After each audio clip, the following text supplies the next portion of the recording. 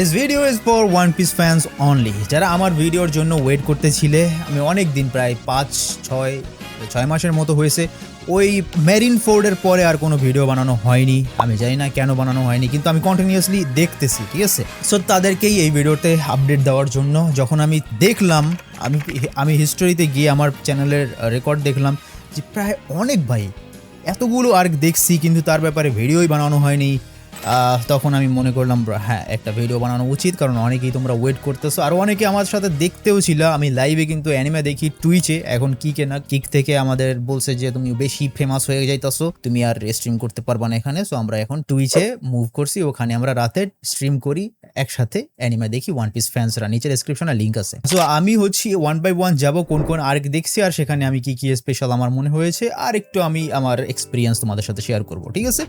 আমরা এটাকে বেশি কমপ্লিকেটেড করব না। সো আমরা হচ্ছে মেরিন ফোর্ডের পর যদি দেখি, তারপরে আছে কি পোস্ট ওয়ারেও হালকা পাতলা দেখানো হয়েছে, ওটা অতটা আমার কাছে মেমোরেবল মনে হয়নি, কিন্তু কিছু না কিছুতে স্পেশাল সব আর্কের মধ্যেই থাকে। তারপরে আছে রিটার্ন টু সাবোর্ডিতে আবারও গেল ওটা দেখছি। তারপরে আরেকটা একটু মোটামুটি না ভালোই ইম্পর্টেন্ট আছে, এই যে ফিশম্যান আইল্যান্ড।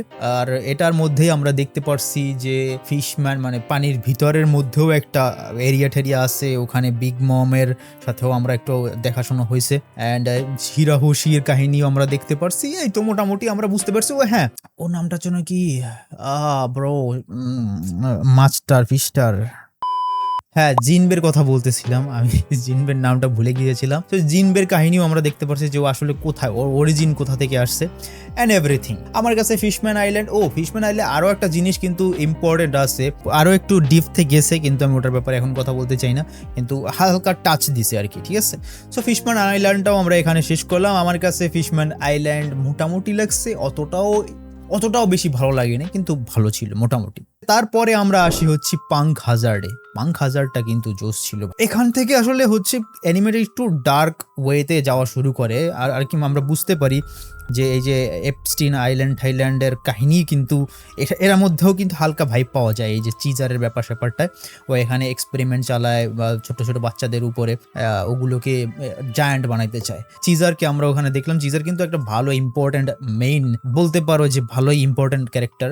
তারপরে আমরা ল এর একটু দেখতে পারি, লর সাথে আমরা হচ্ছে ওয়ান পিসের মানে লুফি ওরা একটু অ্যালাইন করে, আর দুইজনে মিলেই হচ্ছে প্ল্যান করে যে কিভাবে কি করবে। সো লকে আমরা মোটামুটি দেখি লয়ের পাওয়ার অ্যান্ড লয়ের মোটিভ কি, লয়ের যে কাহিনী ওটার ব্যাপারে আমরা পরে আসতেছে। সো এই পাঙ্ক হাজার্ডে আমরা মোটামুটি এসবই দেখি, ওরকম কিছু না থাকলেও পাঙ্ক হাজার্ড ওয়াজ গুড। এরপরে যেই আর্কটা সেটা হচ্ছে ড্রেস রোজা। ওহো ভাই, ড্রেস রোজাটা আমি তোমাদের কিভাবে বলবো, আমি একটু আমার টাইম লাগবে। ড্রেস রোজা কথা মনে আসলেই আমার সবার প্রথমে কার কথা মনে আসে জানো? লুফির টি শার্টটা, যেটা আমাকে তোমরা অনেকেই পড়তে দেখছো। এই হচ্ছে লুফির টি শার্টটা, এটা আমার অনেক ফেভারিট একটা টি শার্ট। এটা তোমরা আমার শপে পেয়ে যাবে আর কি। শপে আরও অনেক one piece related and every anime related সব কিছুই আছে, নিচে ডেসক্রিপশনে লিঙ্ক পেয়ে যাবা।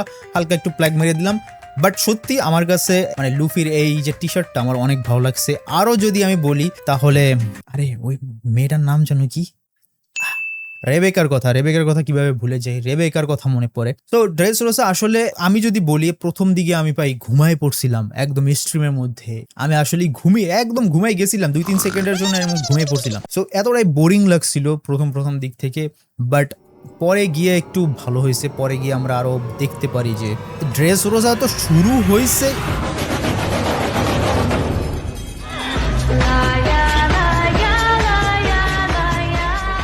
ভাই আমার অনেক কিছু মনে পড়ে যেতেছে। প্রথমে তো শুরু হয় ওখানে যে কম্পিটিশনটা হয়, যে এস এর যে ডেভিল ফ্রুটটা সেটাকে ব্যাটল রয়্যাল হবে, ব্যাটল রয়্যাল পরে যারা জিতবে, যে উইন করবে সে হচ্ছে ওই ডেভিল ফ্রুটটা পাবে।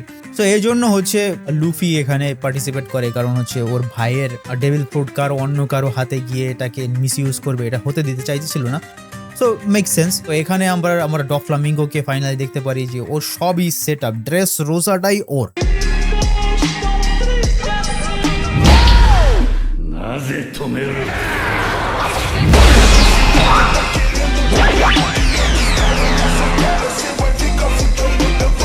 ওর সব সেট আপ এখানে ড্রেস রোজা। আরো হচ্ছে এখানে যে টয় ম্যান গুলো আছে, টয়গুলো, এটারও একটা রহস্য দেখতে পারি আমরা, যে কিভাবে এই মানুষগুলো টয় হয়েছে।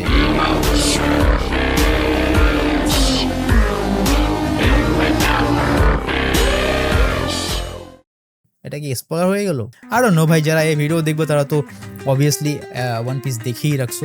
সো এখান থেকেও আমার ওইটাও জানতে পারলাম। অ্যান্ড দেন সাবোর এন্ট্রি হলো। সাবোর এন্ট্রি তো আমি ভাই শকই হয়ে গেছিলাম, ও মাই গড ব্রো। আবার সাবোর কানেকশনও আছে হচ্ছে ড্রাগনের সাথে।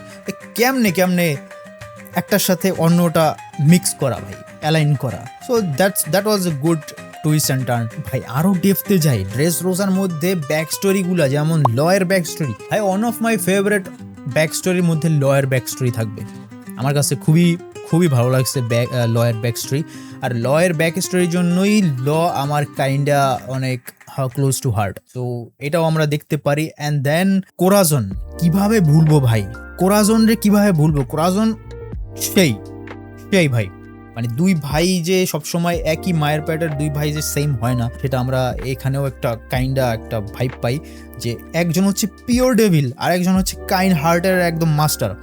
সো দুই ভাই, কিন্তু কোরাজন যে কি জিনিস ডফলামিঙ্গো ও লাস্ট পর্যন্ত ধরতে পারেনি, কিন্তু ডফলামিঙ্গোর হাতে কোরাজনের পার্টটা সবসময় মনে থাকবে আমার। আর এমন এফেক্টিভ একটা ক্যারেক্টার ও ছিল, যেটা আসলেই কিছু কিছু ক্যারেক্টার আমি ভুলে যাই, আবার কিছু কিছু ক্যারেক্টার যে কোরাজনের মতো আমার স্টিল মনে থাকবে যে কোরাজন কি করছে, কোরাজনের আসলেই কতটা ইম্প্যাক্টফুল ক্যারেক্টার ছিল।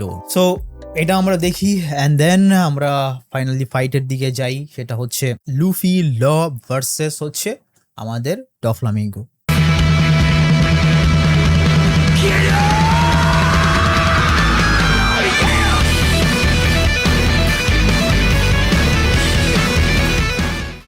সো লকে তো অলরেডি মাইরাই দিছিল, কিন্তু যখন ওই সময় একটা সিন ছিল যে লকে ক্রাশ করে ফেলবে ডফলামিঙ্গো, ওর মাথায় মনে হয় পাড়া দিতে গেছিল, আর তখন হচ্ছে লুফি পা দিয়ার ভাই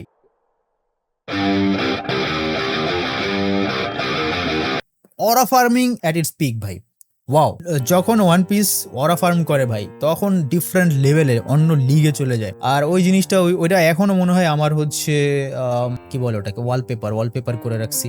তো ওই মোমেন্টটা অনেক সুন্দর ছিল। অ্যান্ড দেন ওকে ওর লুফির সাথে যে ফাইট হলো, ওটাও একটা ডিফারেন্ট আমরা দেখতে পারি যে ও আসলে ওর গিয়ার 4th কিভাবে কি ইউজ করছে, আর ওটার আসলে পাওয়ার কতটুকু। আর ডফলামিঙ্গোর ব্যাপারে আমি তো তোমাদের অনেকেই বলছি যে আমার ডফলামিঙ্গো অনেক ফেভারিট, বাট ডফলামিঙ্গো ভাই আমার এতটাই এক্সপেকটেশনস ছিল, এতটাই আমি এক্সপেক্ট করছি ওর দিয়ে, কারণ আমি অনেক শুনছি মানুষ বলে, তারপরে ওর ডায়লগ শুনছি।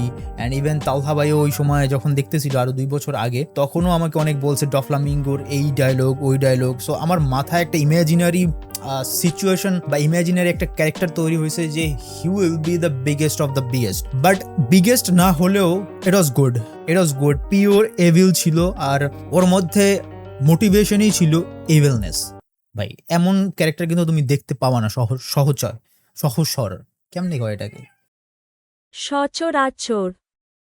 বাংলা ভুলে গেছি আস্তে আস্তে। ডফলামিঙ্গো ক্যারেক্টারটা ডিফারেন্টই আমার কাছে লাগছে। আর তুমি যদি দেখো যে ওয়ান পিসে কিন্তু এমন ক্যারেক্টার খুবই কম দেখবা যে একদমই ইভিল, একদম শুরু থেকে লাস্ট পর্যন্ত ইভিল ক্যারেক্টার খুবই কমই থাকে। সো আমার মনে হয়েছে ডফলামিঙ্গো এখান থেকে স্পেশাল, আর ভালো একটা ফাইট দিছে। কিন্তু এখানে লুফি হচ্ছে মেইন ক্যারেক্টার, লুফির সাথে কিভাবে পারবে এটা পারিনি। আর এখানে আমরা হচ্ছে ড্রেস রোসার এন্ড দেখতে পাই। It was a long arc, আসলেই long arc, pretty much enjoyed it and অনেক বোরিংও লাগছে at the same time. So it was a mixed. এরপরে আমরা দেখি যে জৌ হচ্ছে ওই যে হাতির পিঠের যে আর্কটা, ওখানেও এটাও মোটামুটি শর্টের মধ্যেই ছিল, একদম ছোটোর মধ্যেই।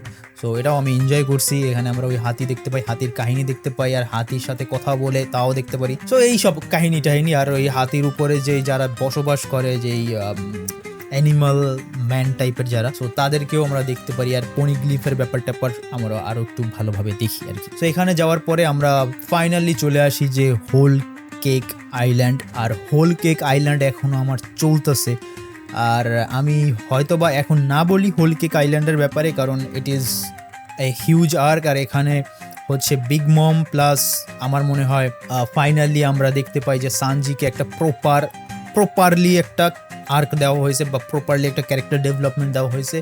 ইভেন তো আমি স্যাটিসফাই ছিলাম যে আগে যে ওর ব্যাক স্টোরিটা ছিল মোটামুটি স্ট্রংই ছিল, কিন্তু এখানে ওই জার্মা 69 না 6666 ওদের সাথে যেই একটা কানেকশন, এই জিনিসটা আমাকে আসলে অনেক হ্যাপি বানাইছে অ্যাজ এ সানজি ফ্যান বয়। আমার ভালো লাগছে যে হি ডিজার্ভ সামথিং লাইক দ্যাট ভাই, হি ডিজার্ভ ইট। এটার ব্যাপারে এখন আমরা না কথা বলি, আস্তে আস্তে ধীরে সুস্থেই আরেকটা দেখার পরে আমরা আবারও একটা ভিডিও বানাবো। ওভারঅল ওয়ান পিস আমাকে অনেক কিছুই দিতেছে, ওয়ান পিস আমাকে অনেক motivational and eyes opening arc আমার সামনে তুলে ধরতেছে। দ্যাট ওয়াজ কুল অ্যান্ড আমি এনজয় করতেছি অবভিয়াসলি। আমি রাশে নাই, আমি আস্তে ধীরে সুস্থে অ্যানিমে দেখি, 1 মাসে হয়তো বা একটা আর্ক শেষ হয়, এভাবেই আমি দেখতেছি আর এভাবেই আমি এনজয় করতেছি তোমাদের সবার সাথে একসাথে মিলে। সো এই ছিল আমার একটু রিক্যাপ, বা আমি কি কি এনজয় করছি, আমার কি কি মনে ছিল অন দ্য মোমেন্ট, সেগুলো আমি তোমাদের সাথে শেয়ার করলাম। হোপফুলি তোমরা হয়তো ভালো লাগছে, হয়তো ভালো লাগেনি। এই অ্যানিমেটা শেষ করতে দাও, দেন আমি আস্তে ধীরে ভালোভাবে আমি কথা বলতে পারবো আর এটার ব্যাপারে ভিডিও বানাতে পারবো। এখন জাস্ট আমার পার্সপেক্টিভ থেকে আমি তোমাদের সাথে শেয়ার করলাম। Thank you so much. Hopefully তোমাদের ভিডিওটা ভালো লাগলে লাইক কমেন্ট সাবস্ক্রাইব করে দিও, আর সব থেকে কিছু কিনতে চাইলে কিনতে পারো। Thank you so much again, bye bye, see you in the next video, tata.